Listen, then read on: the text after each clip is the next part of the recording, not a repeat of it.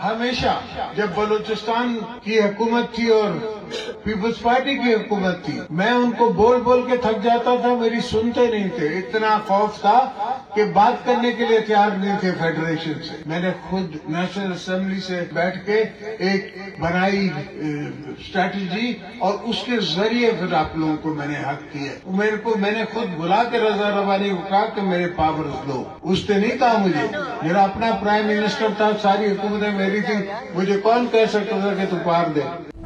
मुआशी हालात ठीक करने हैं, आवाम हमारा साथ दें, आइंदा नस्लों का मुस्तकबिल बेहतर बनाना है। बलोचिस्तान की तरक्की पाकिस्तान की तरक्की है। बलोचिस्तान को ऐसा बनाऊंगा कि ये पहले से 10 गुना बेहतर सूबा होगा। साबिक सदर आसिफ अली जरदारी का तुर्बत में जलसे से खिताब, कहा बलोच भाइयों से दरखास्त है अपने मुल्क को बनाएं। दुनिया में कोई कौम दूसरी कौम को बर्दाश्त नहीं करती। अफगानों की 40 साल मेहमान नवाजी की, आज वो भी हमारे भाई नहीं बन रहे। बलोचिस्तान के गम हम समझते हैं, आवामी मसाइल हल करेंगे। मजीद कहा जुल्फिकार अली भुट्टो को कहा गया था कि पर्ची लिख कर दे दो तो मुआफी मिल सकती है। भुट्टो ने जवाब दिया, तारीख के हाथों नहीं मरना चाहता, जियाउल हक के हाथों मर जाऊंगा। साबिक निगरान वजीर दाखिला सरफराज बुख्ती जाले बन गए। साबिक सदर आसिफ अली जरदारी की तरफ से वेलकम किया गया।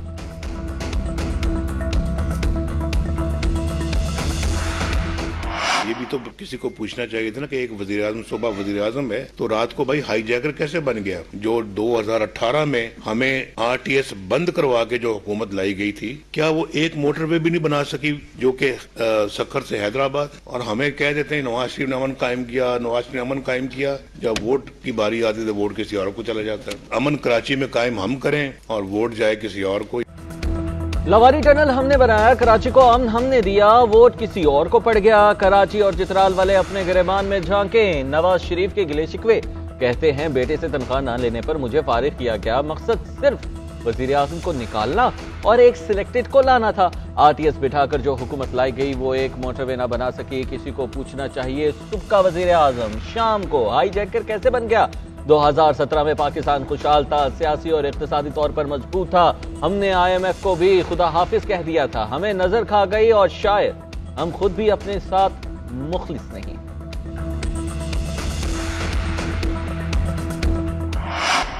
पीटीआई इंट्रा पार्टी इंतखाबात बरकरार रहेंगे या दोबारा होंगे। इलेक्शन कमीशन ने केस का फैसला महफूज कर लिया। बैरिस्टर अली जफर ने मौक़िफ़ इख्तियार किया है कि जब बिला मुकाबला इंतखाब हो तो वोटिंग की जरूरत नहीं होती, पार्टी और यूनियन खुद फैसला ले सकती है। इलेक्शन कमीशन का अपना फैसला है, जो मेंबर नहीं वो वोट नहीं दे सकता। सियासी जमात में रहने का अगर किसी को शौक है तो सिविल अदालत में चला जाए।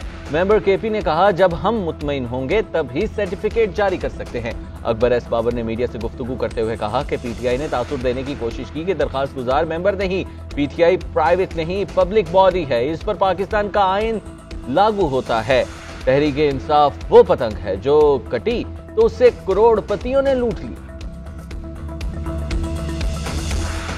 22 तारीख लास्ट डेट है नॉमिनेशन पेपर फाइल करने के। अगर हमारे कैंडिडेट अपने नॉमिनेशन फॉर्म पे लिखते हैं कि मैं पीटीआई से बिलोंग करता हूं और तब तक आप हमारे सर्टिफिकेट का इजरा नहीं करते तो एक बहुत बड़ा रिस्क होगा कि हमारे कैंडिडेट फिर एज इंडिपेंडेंट कैंडिडेट के तौर पे आप मानेंगे।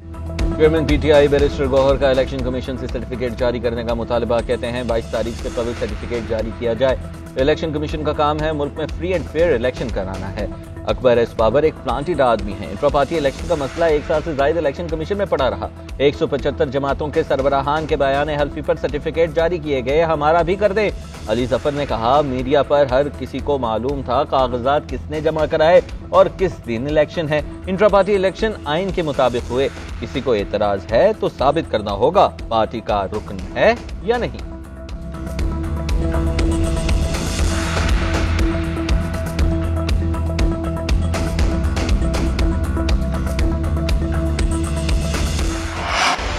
सुप्रीम कोर्ट ने इंतखाबात में ताखीर के तमाम दरवाजे बंद कर दिए। हल्का बंदियों पर एतराज मुस्तरद। सुप्रीम कोर्ट के जस्टिस अतर मिनल्लाह ने रिमार्क्स दिए, इंतखाबी स्केड्यूल के बाद हल्का बंदियों पर एतराज नहीं उठाया जा सकता। जो इख्तियार कानून ने इलेक्शन कमीशन को दिया वो हाई कोर्ट कैसे इस्तेमाल कर सकती है। जस्टिस मंसूर अली शाह ने कहा कि इलेक्शन स्केड्यूल जारी होने के बाद हल्का बंदियों से मुतालिक तमाम मुकदमाबाजी गैर मौसर हो चुकी।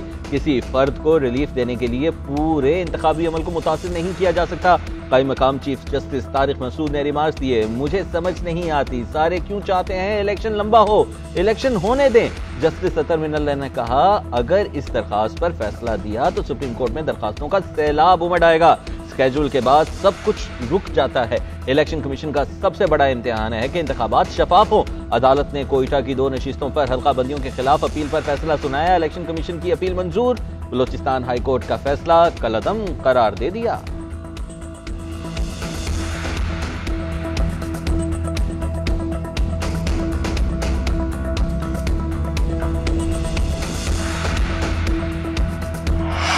क्या आप चाहते हैं कि मुझे भी तौहीन अदालत का नोटिस हो जाए? हम कोई ऑर्डर जारी करें तो सवाए कंफ्यूजन के और क्या होगा? चीफ जस्टिस इस्लामाबाद हाईकोर्ट का हल्का बंदियों के केस में दरखास्त गुजार के वकील से मुकालमा। चीफ जस्टिस आमिर फारूक ने रिमार्क दिए कि ये जो मेस बना हुआ है उसको खत्म तो होना है। कोई कानून बता दें कि जिसके तहत हम इलेक्शन को अब ऑर्डर कर सकते हैं। उधर इलेक्शन कमीशन के लॉ ऑफिसर ने सुप्रीम कोर्ट के फैसले से हाई कोर्ट को आगाह कर दिया। चीफ जस्टिस आमिर फारूक ने रिमार्क दिए कि मैं अपने हाई कोर्ट के बाकी तमाम जजेस से मुशावरत कर लेता हूं। सुप्रीम कोर्ट के फैसले को मद्देनजर रखते हुए हम ज़ेर समाअत दरखास्तों पर हुक्म जारी करेंगे।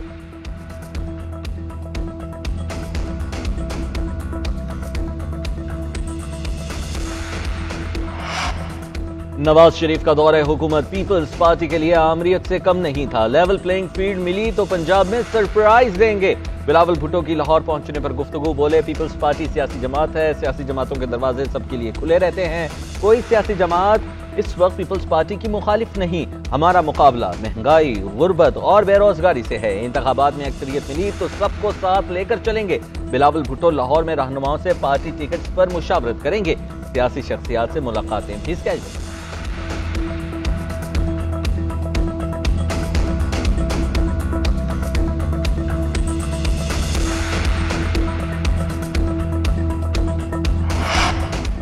नवाज शरीफ के सीने पर जो जख्म लगे हैं वो आहिस्ता आहिस्ता जाएंगे। इजलासों में भी नवाज शरीफ यही कहते हैं कि अब हमने आगे जाना है। सरदार अयाज सादिक की गुफ्तगू, इंतखाबात के लिए ग्रैंड बैठक का इंडिया दे दिया। कहते हैं आसिफ अली जरदारी से पुराने देरीना ताल्लुकात हैं।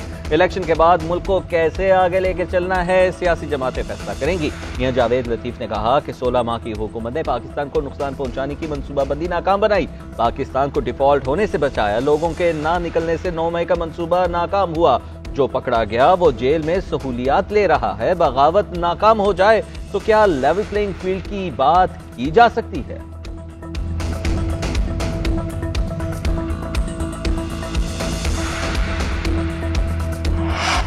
सिंध में अगर किसी ने काम किया है तो वो पीपल्स पार्टी है। क़याम अमन में पुलिस ने किरदार अदा किया। सिंध पुलिस के शहीदों की कुर्बानी अपने सर लेना मुनासिब नहीं और उनको जेब नहीं देता। मुराद अली शाह का नवाज शरीफ को जवाब, बोले एहसन इकबाल ने खुद थर और सिंध के हवाले से मुझे सराहा था। थर में कोयले की दरियाफ्त 32 साल पहले हुई। हैरत है, नवाज शरीफ को 50 साल से पता था और उन्होंने ये खजाना दिल में छुपाए रखा। जिसे ये मोटरवे नहीं कह रहे उसका इफ्तिताह भी इन्होंने खुद किया था। शाजिया मरी ने कहा, सियासत को बहुत से चैलेंजेस का सामना है। कई मरतबा मुंतखब लोगों को फारिग करके जेल डाला, मुल्क बदर किया या फांसी दे दी गई।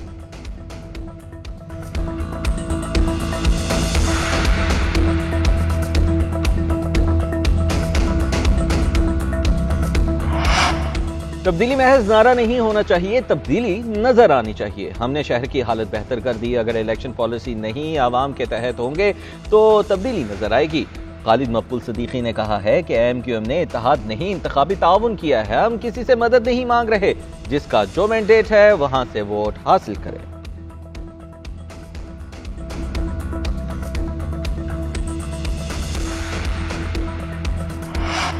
तौहीन इलेक्शन कमीशन केस में बानी चेयरमैन पीटीआई की फौरी जेल ट्रायल रोकने की इस्तदा मुस्तरद। अदालत ने रिमार्क दिए, इस अदालत का दायरा इख्तियार प्रिंसिपल सीट पर कैसे है?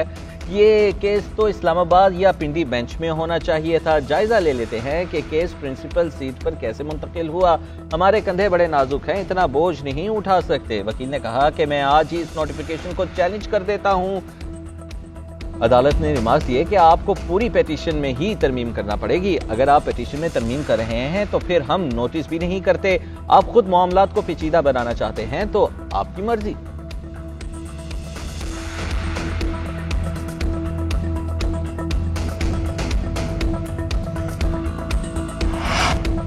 लॉन्ग मार्च और जलाओ गिराव केस में साबिक चेयरमैन पीटीआई और असद उमर बरी इस्लामाबाद की अदालत ने फैसला सुना दिया। उधर तहरीक इंसाफ के रहनुमाओं समेत 18 इश्तिहारियों के शनाख्ती कार्ड ब्लॉक, मुराद सईद, आजम सवाती, हमाद अजहर और दीगर के लाहौर की अदालत में पेश न होने पर शनाख्ती कार्ड्स ब्लॉक किए गए। असलम इकबाल, करामत खोकर, अली अमीन गंडापुर, वासिक कयूम अब्बासी, मुसर्रत जमशेद चीमा, गुलाम मोहिउद्दीन दीवान, मलिक नदीम अब्बास का भी नाम शामिल। लाहौर हाईकोर्ट का शेर अफजल मरवत को रिहा करने का हुक्म।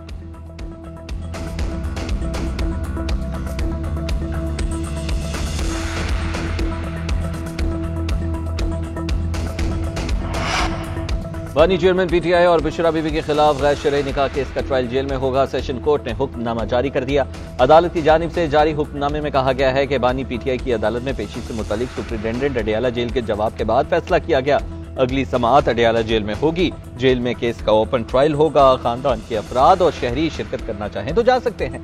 मीडिया नुमाइंदे और शहरी समाअत के लिए जेल रूल्स के तहत सुप्रिंटेंडेंट से राबिता करेंगे। अदालत ने केस की मज़ीद समाअत 22 दिसंबर तक मुलतवी कर।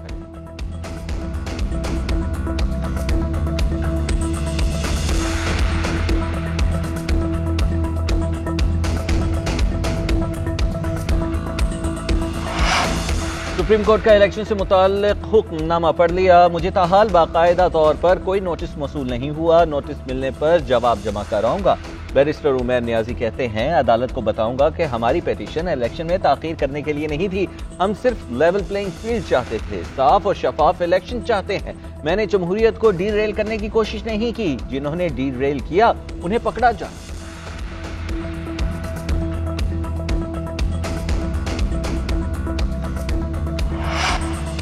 गैर कानूनी तारिकीन वतन की वापसी में जल्दबाजी का तासुर दुरुस्त नहीं। गैर कानूनी बाशिंदों को रज़ाकाराना रजिस्ट्रेशन और वापसी के मुतादिद मौक़े फराहम किए।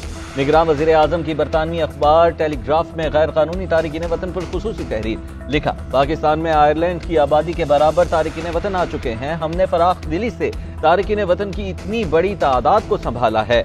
मेहमान नवाजी पाकिस्तान के DNA में शामिल है। बहुत से गैर कानूनी लोग ब्लैक मार्केट में काम करते और टैक्स नहीं देते। 2021 से 16 अफगान शहरियों ने खुदकुश हमले किए हैं।